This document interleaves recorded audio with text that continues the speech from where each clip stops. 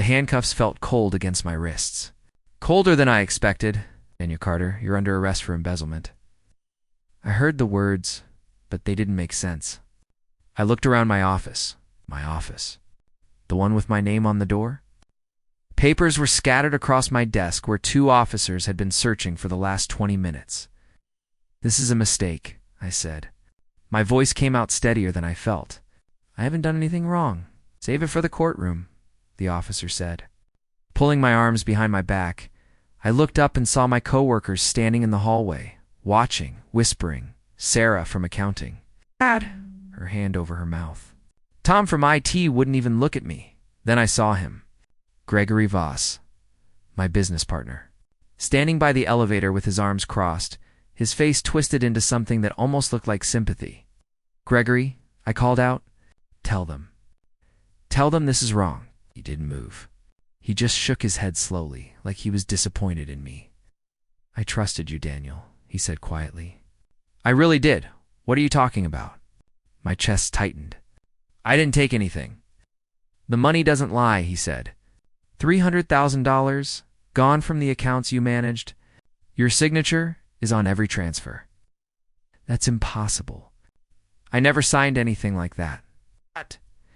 But the officer was already pulling me toward the door, and Gregory's face blurred into the crowd of people I used to call friends. They walked me out through the lobby in handcuffs. Every employee in that building saw me. I kept my head up because what else could I do? But inside, I was screaming. How did this happen? Where did the money go? And why did every piece of evidence point straight at me? I thought about Rachel. She didn't know yet.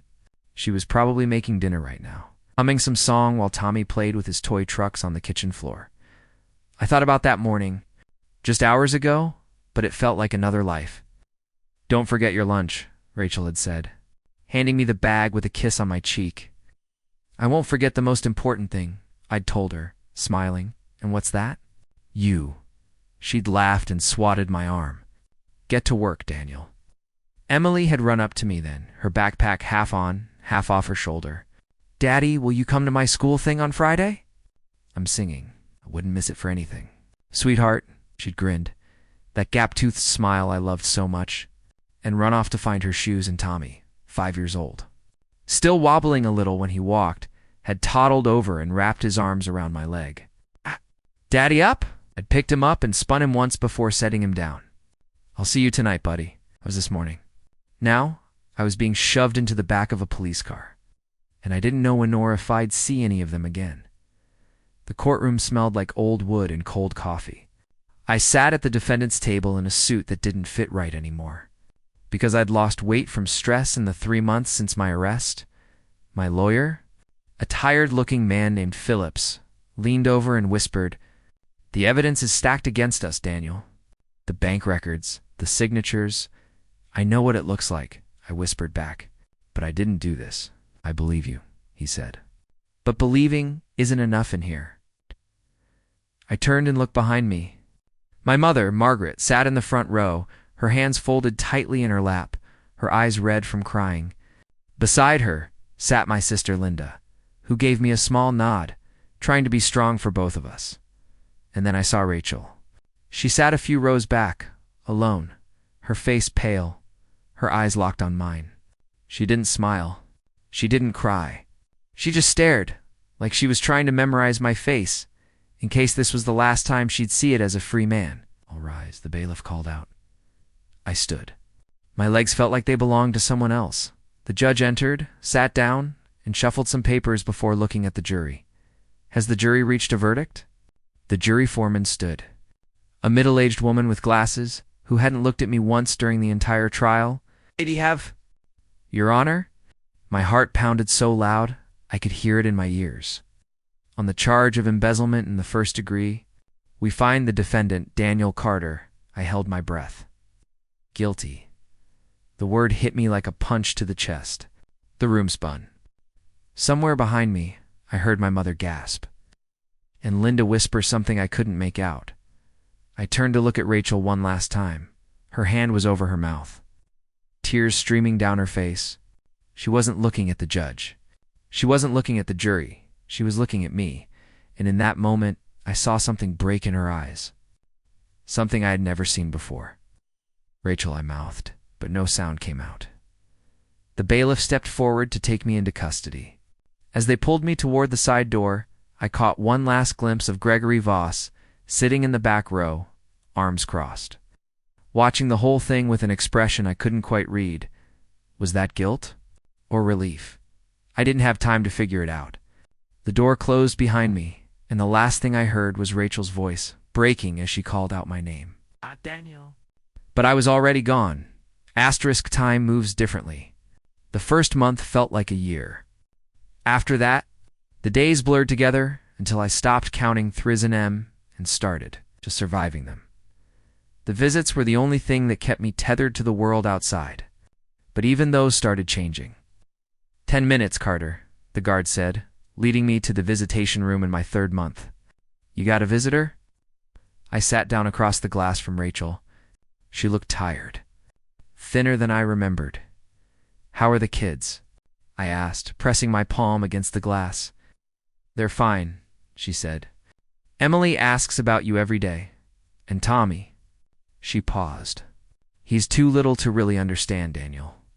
Tell him I love him. Tell him every day."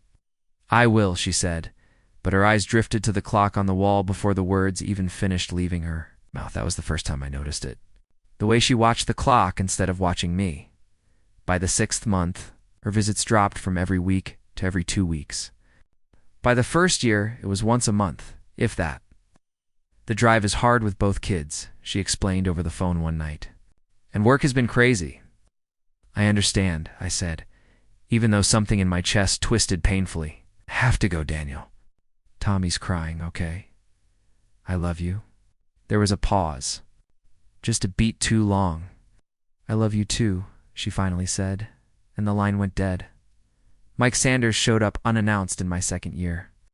I hadn't seen him since college, but he sat down across from me like no time had passed at all. "Daniel Carter," he said, shaking his head. "Of all the people I know, you're the last one I'd believe could steal a dime." "Tell that to the jury," I said bitterly. "I've been looking into your case," Mike said, leaning forward. "Something doesn't add up." "What do you mean?" "The signatures on those transfer documents. I had a friend look at them. They're close to yours, but not exact. Whoever forged them was good, but not perfect." My heart started pounding. "Are you saying someone set me up?"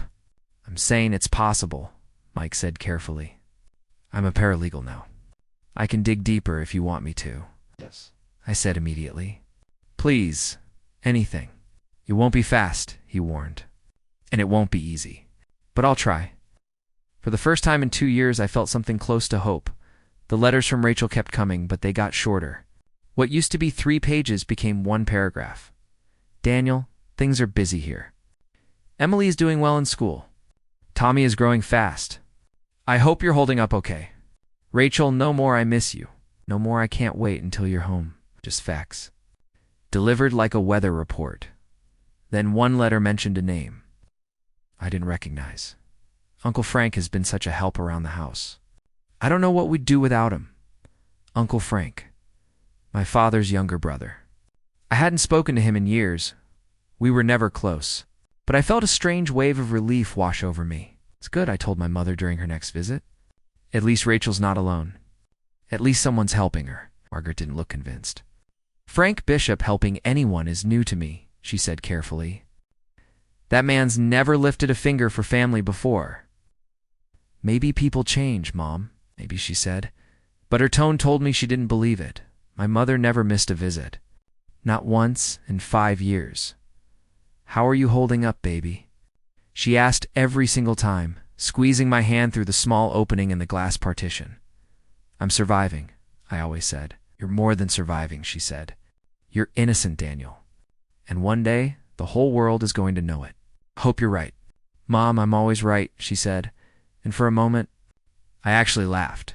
Those visits were the only thing some weeks that reminded me I was still human. By year 4, Rachel's letters had nearly stopped completely. When she did write, Frank's name appeared more and more. Frank fixed the leak in the roof. Frank took Tommy to his first day of preschool. Frank says hello. I started feeling something I couldn't name. Not quite suspicion, just unease.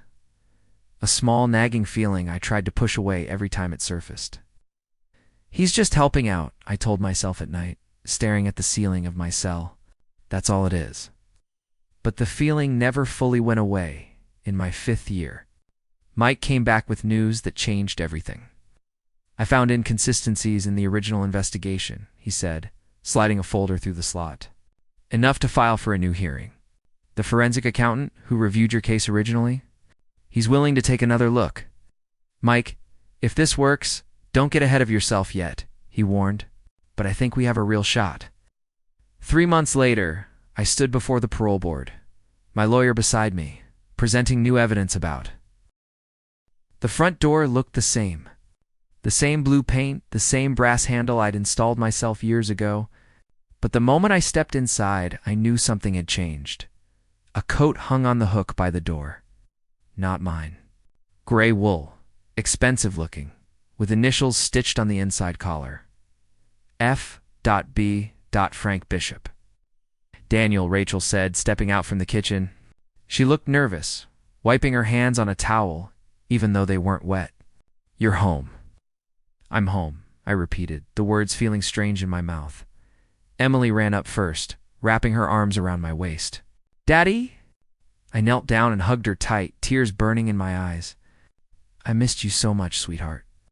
I missed you too, she whispered. Then I saw Tommy standing by the staircase, half hidden behind it, staring at me like I was a stranger, because to him, I was. Tommy, I said softly, walking toward him.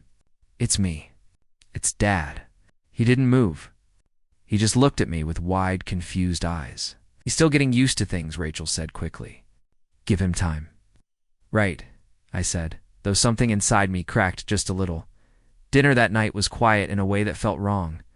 Rachel kept her eyes on her plate. Emily chattered about school, but even she seemed to sense the tension in the room.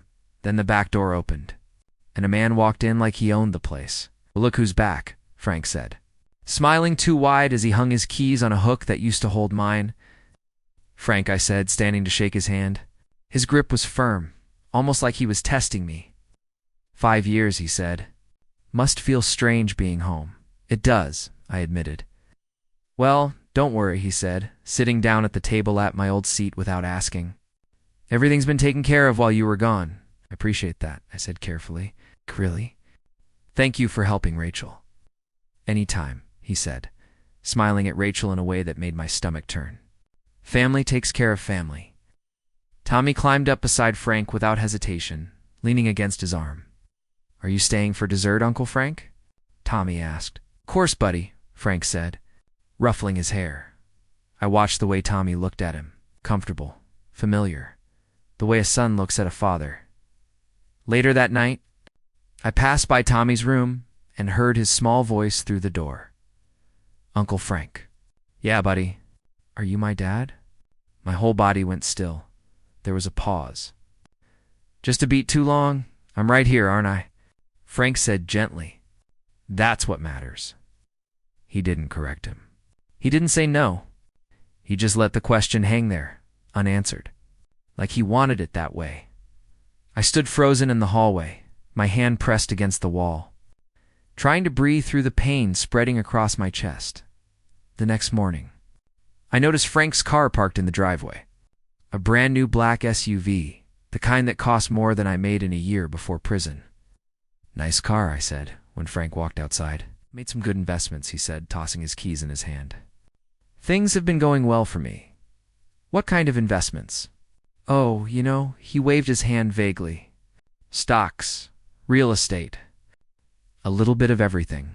Something about the way he avoided the question bothered me. It's funny, I said. You never struck me as the investing type. His smile flickered just for a second. People change, Daniel. Maybe you've been gone too long to notice. He'd walked off before I could respond. That afternoon, my sister Linda showed up, pulling me aside into the backyard the moment she arrived. I need to talk to you, she said, glancing toward the house to make sure no one was listening. What is it? Frank, she said. I tried warning Rachel about him years ago. He's always lived beyond his means, Daniel. Always borrowing money, always disappearing for weeks with no explanation. Why didn't anyone tell me this before? I tried, Linda said, her voice tight with frustration. Rachel didn't want to hear it. She said Frank was the only one helping her while you were locked up, and she wasn't going to push him away over my suspicions. He had money problems before you went to prison, she said. Real money problems. Then suddenly, right around the time you were arrested, he started spending like he'd won the lottery. My chest tightened. That can't be a coincidence. I don't think it is either, Linda said. But I have no proof. Just a bad feeling. That night, after everyone went to bed, I couldn't sleep. I wandered downstairs for water and noticed Frank's briefcase sitting by the door, slightly open. I shouldn't have looked. But something pulled me toward it anyway. Inside, beneath some papers, I found a folded bank statement. My hands trembled as I opened it. The account belonged to Frank, but one transaction caught my eye immediately. A transfer dated almost 6 years ago. Right before my arrest, the sender's name made my blood run cold. Gregory Voss. I stared at the paper, my mind racing. Why would Gregory Voss be sending money to Frank? What connection could they possibly have? Unless this wasn't a coincidence at all. Unless Frank had been involved from the very beginning. I folded the statement and slipped it into my pocket. Oh, my hands shaking. Someone in this house was lying to me. And I was finally starting to understand who. Asterisk, I called Mike the next morning, my voice shaking as I read him the details from the bank statement. Gregory Voss sent money to Frank. Are you sure? Mike asked. I'm staring at it right now, I said. A transfer for $15,000, dated 2 weeks before my arrest. Send me a copy immediately, Mike said. If this connects them, it could blow your whole case wide open. I photographed the statement and sent it to him within the hour. By the afternoon, he called back, his voice tight with excitement. I pulled more records. This wasn't a one-time payment. There were transfers going back almost a year before your arrest. Smaller amounts, but regular. Like Frank was being paid for something. Paid for what? Information, Mike said. I think Frank had access to details about your accounts somehow. Passwords, schedules, maybe even your signature samples. And he sold that information to Gregory. My stomach turned. Frank set me up. It looks that way, Mike said. But we need more proof. Bank records alone won't be enough. We need a witness, or a confession. I'll get one, I said, my voice harder than I intended. I found Frank in the backyard that evening, sitting in a lawn chair like he belonged there. We need to talk, I said. About what? He asked, not even looking up from his phone. About this. I dropped the bank statement onto his lap. He glanced at it, then back at me, his expression unreadable. Where did you get this? Your briefcase? I wasn't looking for it. I just found it. You went through my things? His tone shifted, defensive. Don't change the subject, Frank. Why was Gregory Voss sending you money before my arrest? He leaned back slowly, a strange calm settling over his face. Old business, Daniel. Nothing that concerns you? Nothing that concerns me? My voice rose. I went to prison for 5 years because of money that disappeared from accounts I managed. Now I find out you were taking payments from the man who framed me? You're reaching, Frank said, finally standing. That's a serious accusation with no real proof. Then explain it, I said. Explain why you were getting paid by Gregory Voss. Out. Frank smiled, slow and cold. I don't have to explain anything to you. Frank, you think you can come home after 5 years and start making accusations? He said, stepping closer. Who do you think kept this family together while you were locked up? Who do you think paid the bills, fixed the roof, took your son to school? That's not an answer.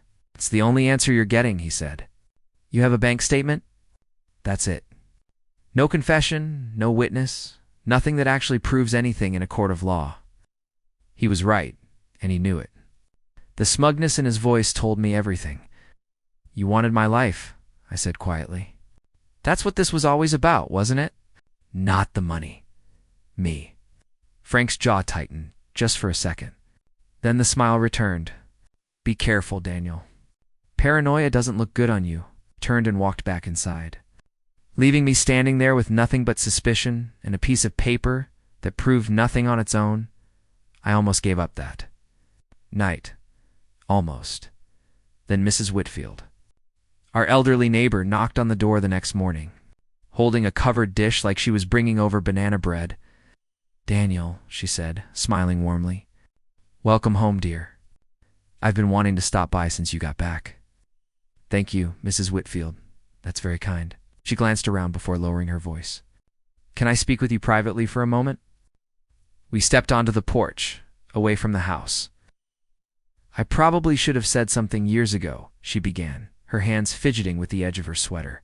"But it never seemed important until now." "Said something about what?" "About Frank," she said. "Before your trial, I used to see him sometimes, meeting a man at the coffee shop down the street. Always early morning, always looking around like they didn't want to be seen." My pulse quickened. What did this man look like? "Tall, dark hair, expensive suits," she said. I only knew his name because Frank mentioned it once, complaining that the man was being difficult about something. "What name?" "Gregory," she said. "Gregory Voss." My hands clenched into fists. "Are you certain?" "Positive," she said. "I remember because it's an unusual name. I always wondered why your uncle was meeting with someone so secretly, but I assumed it was just business." "Mrs. Whitfield, would you be willing to tell this to a lawyer?" "Officially?" "Of course, dear," she said. "If it helps you, I'll tell anyone who needs to hear it." I thanked her, my mind already racing toward Mike, toward the case, toward justice. That Mike called 3 days later, his voice carrying a weight I hadn't heard before. "It's done." Mrs. Whitfield's statement, the bank records, the timeline, it was enough for the detectives to bring Gregory in for questioning. "And he folded fast," Mike said. "The moment they mentioned Frank's name and the payment trail, Gregory started talking. He confessed everything. Said Frank fed him information about your account access for months. Passwords, schedules, even practiced your signature using old documents Frank gave him." My hands trembled holding the phone. "So it's over?" "Gregory's been charged with embezzlement and fraud," Mike said. "And Frank's being charged with conspiracy. Detectives are picking him up this afternoon." I closed my eyes, relief and exhaustion crashing over me at once. "Thank you, Mike, for everything. You did this, Daniel." "I just helped you find the proof." I was standing in the kitchen when the police car pulled into the driveway. Frank was outside, washing his SUV, completely unaware. I watched through the window as 2 officers approached him. Watched his face shift from confusion to panic when they read him his rights. "This is ridiculous," he shouted, his voice carrying through the open window. "I haven't done anything." "Mr. Bishop, you're being charged with conspiracy and financial fraud," one officer said. "You have the right to remain silent." Rachel stood beside me, her arms wrapped around herself. 5 years, she whispered. 5 years he sat in this house, and the whole time— "It's over now," I said softly. We watched them put him in the back of the police car. He looked toward the house one last time, his eyes meeting mine through the window. There was no apology in his expression, just anger at being caught. Then the car pulled away, and just like that, he was gone. That evening felt different. Quieter, but in a good way. Like the house could finally breathe again. Tommy was sitting on the living room floor, stacking blocks, when I sat down beside him. "Can I help?" I asked carefully. He looked at me for a long moment. Then he pushed a few blocks toward me without saying anything. We built a tower together in silence. When it finally toppled over, he laughed a real, genuine laugh and looked up at me again. He asked, "Again," I said, my throat tightening. We rebuilt it 3 more times. On the 4th try, as the blocks scattered across the floor, Tommy crawled over and wrapped his small arms around my neck. "Like building with you, Daddy. Daddy, not Uncle Frank. Daddy." I held him close, fighting back tears. "I like building with you too, buddy. Every single day if you want." Emily found me on the back porch later that night, the stars just starting to appear. "Dad," she said, sitting beside me, It had been weeks since she'd called me that without hesitation, without that small pause she always had since I came home. Yeah, sweetheart. I'm glad you're home, she said. Really home. Not just here, but home. Me too, I said, putting my arm around her shoulders. I missed so much while I was gone. But I'm not going anywhere now. Promise? Promise. She leaned against me, and we sat there together, watching the sky darken. Not needing to say anything else, Rachel joined me on the porch after the kids went to bed. She sat down slowly, her hands wrapped around a cup of tea she wasn't drinking. I need to say something, she said. Okay. I'm sorry, she said, her voice breaking. For pulling away. For letting Frank get so close. For not trusting my own instincts when something felt wrong. Rachel, you were alone for 5 years. You did what you thought you had to do to survive. That doesn't make it right, she said. I let our son call another man dad. I let myself believe lies because they were easier than facing the truth. We can't change what happened, I said carefully. But we can decide what happens next. Can you forgive me? She asked, tears in her eyes. I already have, I said. But forgiveness doesn't mean we pretend the last 5 years didn't happen. We both have healing to do. I know, she said. I just don't want to lose you again. You won't, I said, taking her hand. We rebuild this. Slowly. Honestly. One day at a time. She rested her head on my shoulder, and for the first time since I'd come home, it actually felt like home. 3 months later, life looked different. Frank's trial was set for the following spring. Gregory had already pleaded guilty, hoping for a lighter sentence. My own record was finally being cleared. My name restored. But none of that mattered as much as the small moments now filling our house again. Tommy running to greet me at the door. Emily's laughter echoing through the hallways. Rachel's hand finding mine across the dinner table, steady and sure. We weren't perfect. We were still healing, still learning how to trust again after everything that had broken us apart. But every morning I woke up grateful. Grateful for second chances. Grateful for truth finally winning over lies. Grateful simply to be home. For real this time.